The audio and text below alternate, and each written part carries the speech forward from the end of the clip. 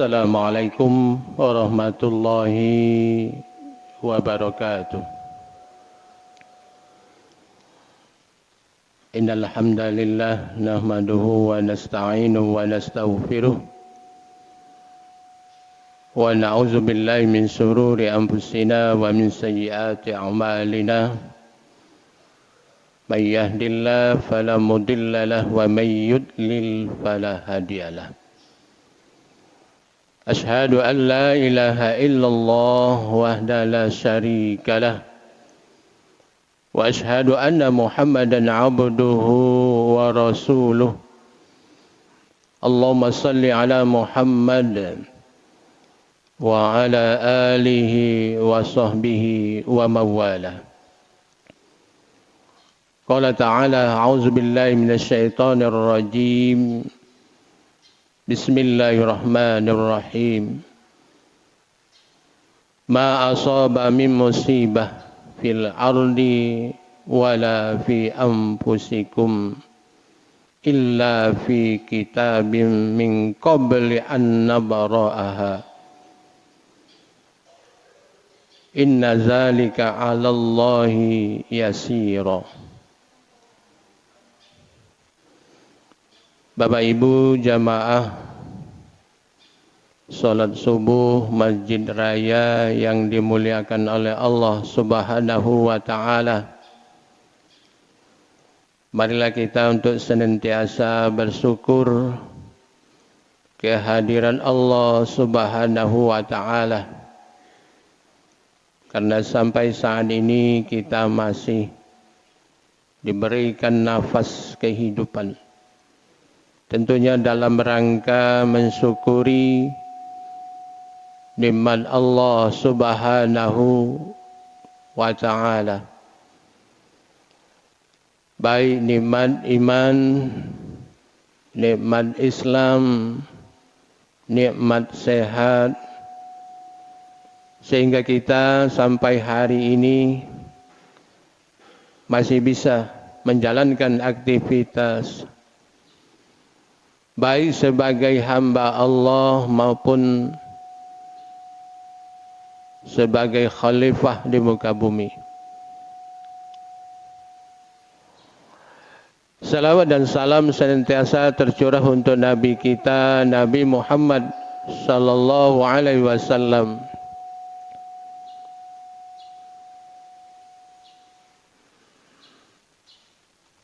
Bapak Ibu jamaah salat subuh yang dimuliakan oleh Allah Subhanahu wa taala. Adapun tema singkat kita pada pagi hari ini adalah menyikapi musibah yang dimiliki oleh manusia. Musibah adalah sesuatu yang datang, yang turun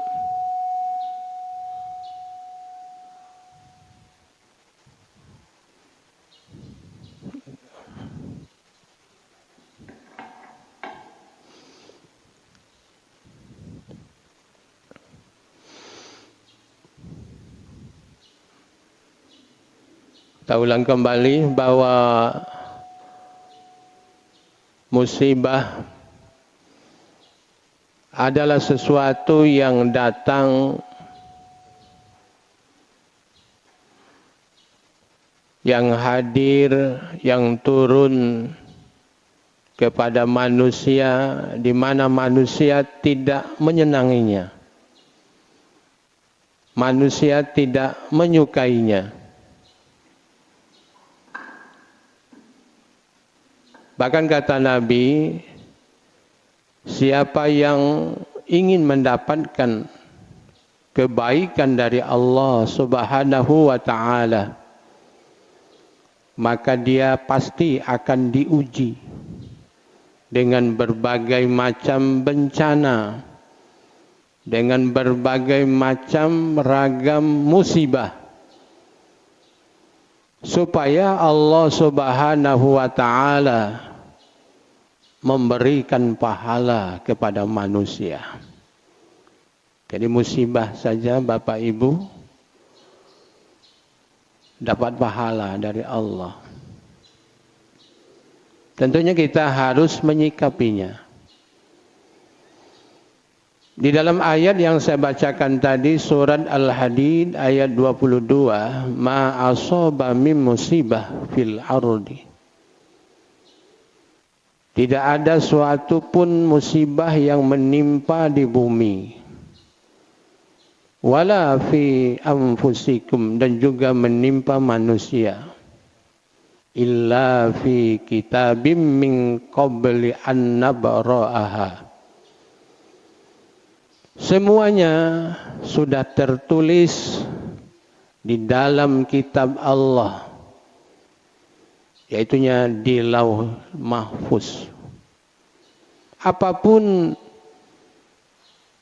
yang terjadi di muka bumi, tidak ada yang luput dari pantauan Allah, dari pengetahuan Allah. Sebelum Allah menciptakannya, menciptakan langit dan bumi, menciptakan makhluknya beserta takdirnya masing-masing. Bapak Ibu yang dimuliakan oleh Allah Subhanahu wa taala, bahwa semua itu bagi Allah tidak ada yang sulit. Bagi Allah semuanya mudah.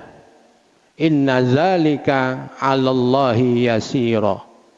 Bagi Allah semuanya mudah. Sudah tertulis semuanya di dalam kitab Allah. Baik itu yang namanya kehidupan manusia. Di dalam hadis Rasulullah SAW, berapa lama jauh jaraknya bahwa Allah sudah menentukan, menuliskan di dalam kitabnya. Di dalam hadis itu dijelaskan 50.000 tahun. 50.000 tahun sebelum diciptakannya. Apa yang sudah terjadi, apa yang belum terjadi, apa yang tidak akan terjadi, dan apapun sebabnya dari yang terjadi itu Allah sudah maha mengetahuinya. Terjadinya Bapak Ibu di dalam surat Al-Baqarah 105 itu dijelaskan, walanabluwannakum bisyai'im minal khawfi wal ju'i wa naqsin minal amwali wal anfusi was samarat wa basyiris sabirin. Di mana Allah Subhanahu wa taala telah menggariskan di dalam takdirnya makhluknya masing-masing, seperti terjadinya sekarang ini Bapak Ibu, musibah yang begitu besar, walaupun itu perakiraan manusia, di bulan Desember sampai Januari itu banyak musibah-musibah yang terjadi. Kita lihat di TV, di YouTube itu adalah sudah tercatat di dalam kitab Allah. Terjadinya hujan atau curah hujan yang luar biasa, sehingga mengakibatkan banjir di mana-mana. Terjadinya longsor, tanah bergerak, ya, luar biasa. Mulai dari Sabang sampai Merauke, bahkan di luar negeri. Nah, semua itu Bapak Ibu yang dirahmati Allah, kalau seandainya kepada siapakah dituntut hal itu? Siapa yang tidak dituntut? Nak nuntut Allah. Walaupun itu menurut ilmu manusia, ini adalah gejala-gejala alam. Ada yang mengatakan bahwa alam tidak lagi bersahabat dengan manusia.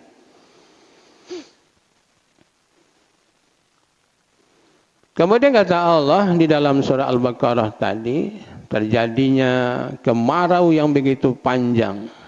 Itu sudah tercatat.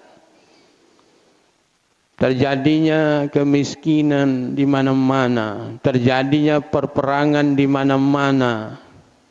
Bahkan Bapak Ibu, naik pun harga barang pun sudah tertulis. Walaupun katanya naik juga pajak 12% PPN. Itu sudah tertulis di dalam kitab Allah Subhanahu wa taala. Apapun yang terjadi di muka bumi ini sudah tertulis di dalam kitab Allah, Lauhul Mahfuz. Tinggal lagi bagaimana manusia menyikapinya. Likailah, kata Allah, yang demikian itu kami jelaskan kepada manusia, la ta'sauna ala ma fatakum. Apabila mungkin barangkali yang turun yang datang itu adalah hal yang tidak menyenangkan kamu, menyusahkan kamu, engkau tidak suka, janganlah engkau berduka cita.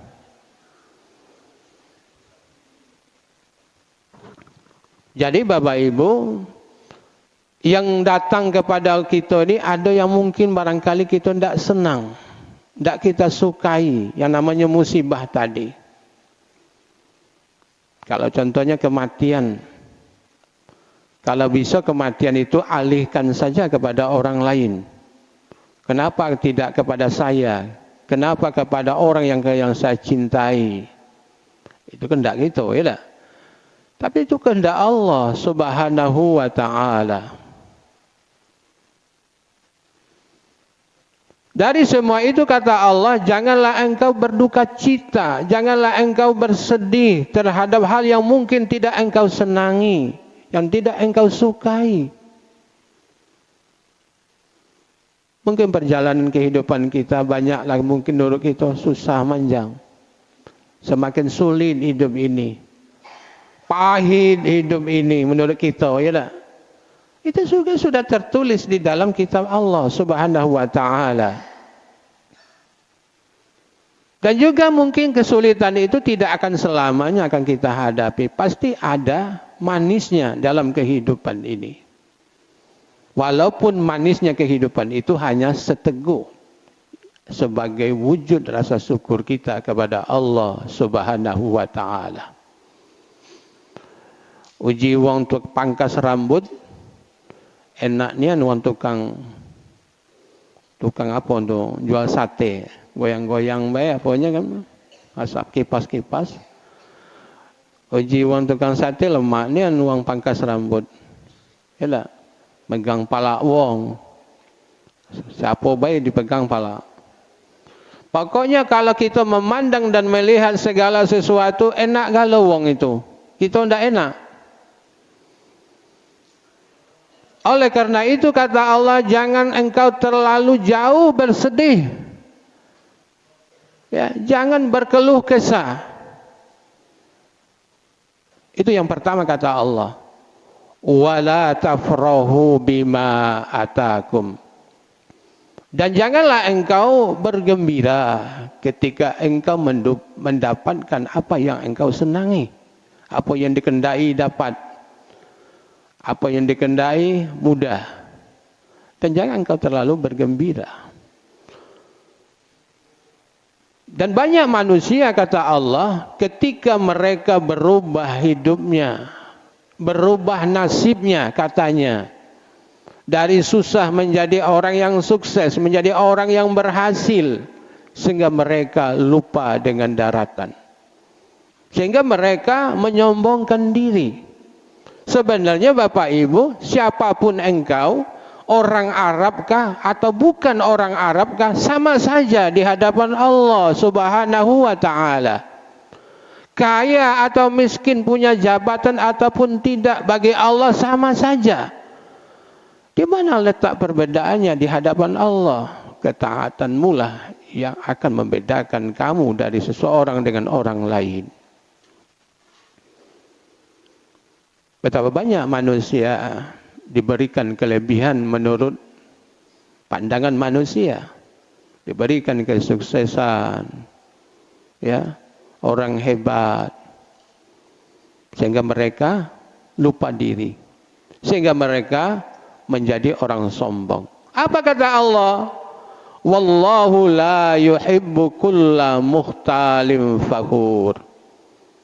Dan Allah tidak menyukai setiap orang-orang yang berlaku sombong lagi membanggakan diri. Jadi janji Allah, tidak usahlah kamu sombong, tidak usahlah engkau angkuh, apalagi membanggakan diri. Betapa banyak orang di zaman ini, ibarat orang kaya gitu ya, orang kaya baru, membangga-banggakan kekayaannya, memamerkan siapa saya. Allah tidak suka kepada manusia yang seperti itu. Dan juga dikala mereka sulit, mereka susah, kesedihannya luar biasa. Tetapi ketika dia mendapatkan kesenangan-kesenangan, kesuksesan hidup, mereka banyak yang lupa diri, menyombongkan diri, membanggakan diri. Allah tidak suka. Siapa itu kata Allah? Allazina yabkhaluna wa ya'muruna an-nasa bil bukhli. Itulah orang-orang yang kikir. Artinya Bapak Ibu, ketika dia mendapat banyak nikmat Allah, rezeki yang datang dari Allah, mereka melupakan dirinya. Seolah-olah apa yang dia dapat, apa yang telah mereka hasilkan, itu adalah 100% hasil jerih payahnya. Ini kan hasil kerja saya.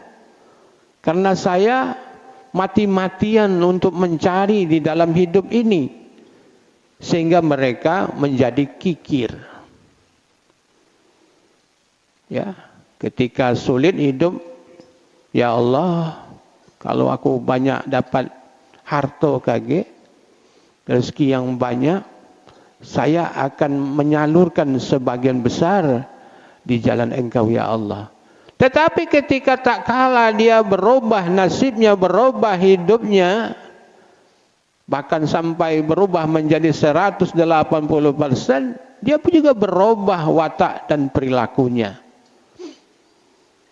Jadi orang yang sombong. Allah tak suka. Terutama kata Allah, orang-orang yang membanggakan dirinya di muka bumi. Padahal itu semuanya adalah rezeki yang datang dari Allah. Betapa banyak orang memamerkan kehidupannya di muka bumi ini, bahwa aku ini adalah orang terkaya di dunia. Aku orang hebat di dunia. Benar kata Allah, Allah tidak suka kepada orang-orang yang sombong lagi membanggakan diri.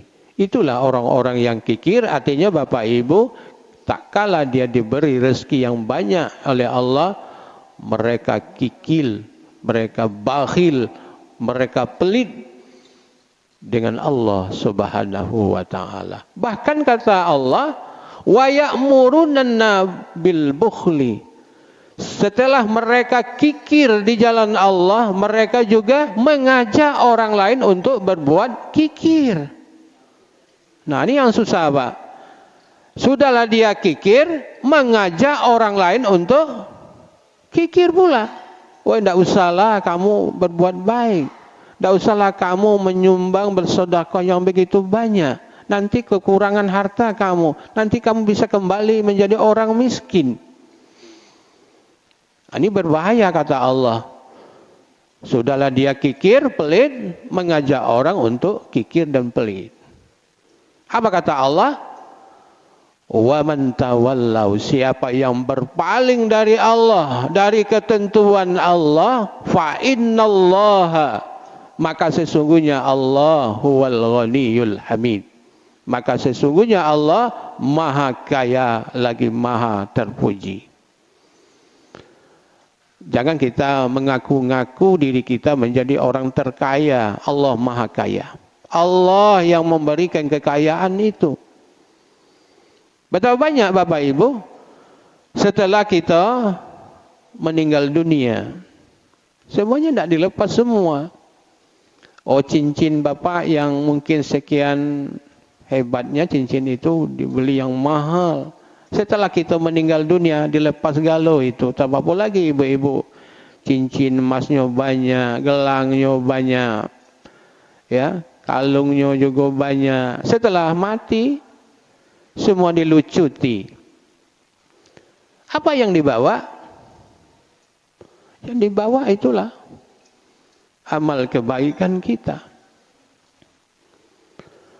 Makanya Bapak Ibu, Allah Subhanahu wa taala memberikan solusi menyikapi musibah. Satu-satunya jalan adalah bersabar. Bersabar. Allazina idza asabathum musibah qalu inna lillahi wa inna ilaihi raji'un.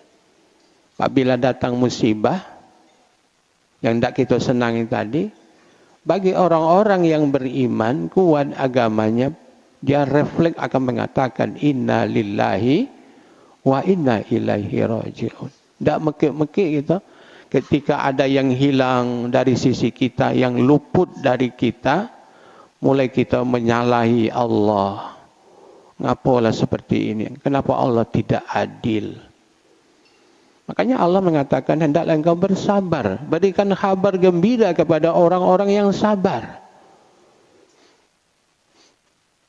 Sabar itu ada 3. Yang pertama Bapak Ibu, sabar dalam menjalankan ketaatan. Kadang-kadang kita tidak sabar. Kadang-kadang sholat baik. Apalagi sholatnya dewean. Ala kadarnya baik. Yang penting sholat. Tidak sabar. Menjalankan dalam ketaatan, menjalankan perintah Allah. Yang kedua, sabar dalam menahan diri dari kemaksiatan. Sekarang banyak nih Pak, apalagi zaman digital ini, banyak nih kemaksiatan-kemaksiatan yang dilihat oleh mata kita. Terutama melalui handphone yang kita punya itu Pak, luar biasa maksiat-maksiat yang kita lihat. Ya, banyaknya maksiat. Apakah kita bersabar dari itu? Apakah kita tetap terbawa arus dengan kemaksiatan-kemaksiatan itu? Ya, jangan buka HP, ada gambar-gambar yang tidak senonoh, macam-macam. Ya, walaupun itu yang mencet-mencetnya jari kita, ya, tapi yang melihat mata kita. Nah ini. Yang ketiga, hendaklah engkau bersabar apabila datang kepadamu musibah, hal yang tidak menyenangkan. Bapak Ibu yang dirahmati Allah, jadi apa yang digambarkan oleh Allah kepada orang-orang yang beriman, bahwa musibah itu dipergilirkan kepada manusia sebagai bentuknya ujian. Luluskah kita menjalani ujian yang diberikan oleh Allah kepada kita?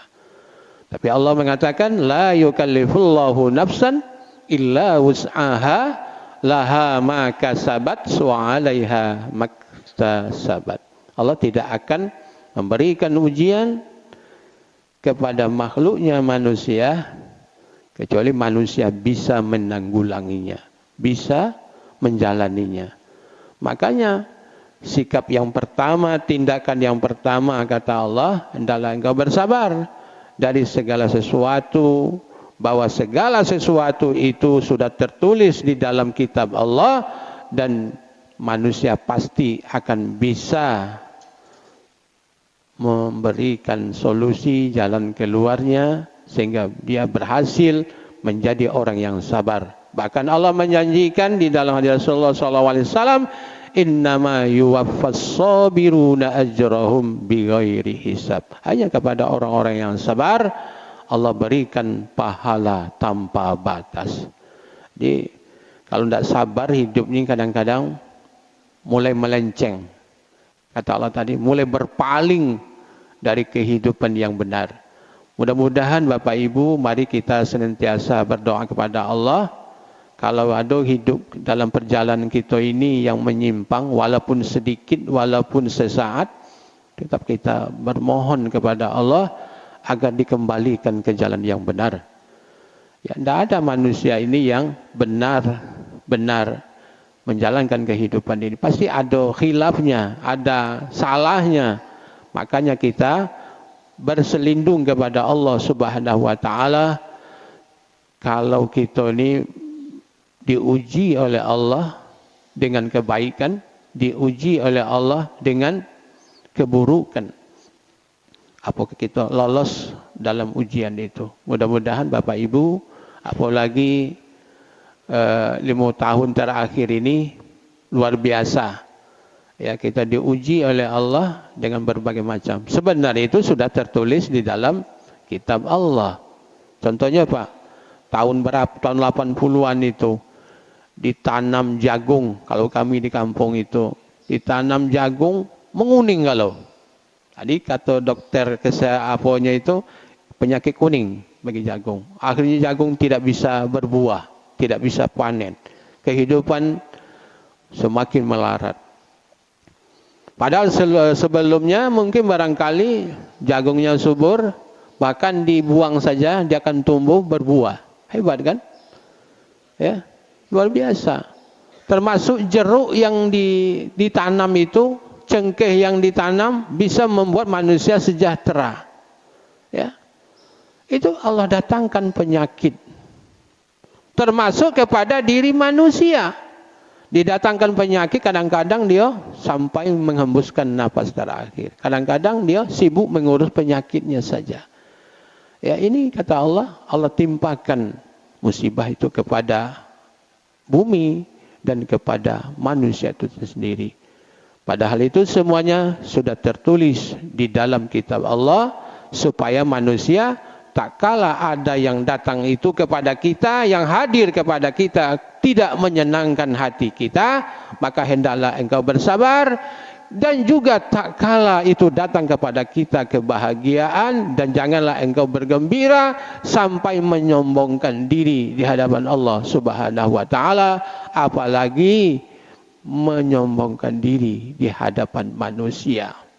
Ya, kalaulah mulai hidup berubah menjadi orang sukses, mulai itu sikap dan perbuatannya sudah mulai juga berubah. Ya, bergaulnya tidak bisa lagi bergaul dengan orang-orang biasa. Ya, gengsinya dijaga. Tetapi bagi orang-orang yang beriman diajar oleh Allah, kaya atau miskinnya kamu, sulit atau bahagianya kamu, itu adalah sebagai ujian yang diberikan oleh Allah kepada kita. Mudah-mudahan kita Bapak Ibu sukses menjalankan ujian yang diberikan oleh Allah, bahwa susah, bahagia, bahwa juga kita diberikan rezeki yang banyak atau diberikan kesulitan dalam hidup, itu adalah ujian yang diberikan oleh Allah. Mudah-mudahan orang-orang yang beriman dapat menjalaninya dan sukses menjalani kehidupan yang diberikan oleh Allah kepada kita. Ini saya mungkin barangkali bagaimana kita dapat menyikapi musibah yang datang kepada kita. Hendaklah kita bersabar dalam menjalankannya. InsyaAllah kita termasuk orang-orang yang mendapat petunjuk. Ulaika humul muhtadun. Kata Allah, itulah orang-orang yang mendapat petunjuk dari Allah Subhanahu wa taala. Terima kasih sebagai penyegaran bagi kita pada pagi hari ini dalam menjalankan kehidupan ini. Semoga kita berhati-hati di dalam menjalankan kehidupan ini. Tak kala kita dapat kesenangan, jangan melonjak juga, gembira juga kesenangan. Tak kala kita bersedih, susah, dan jangan terlalu berduka cita. Saya makasih. Wassalamualaikum warahmatullahi wabarakatuh.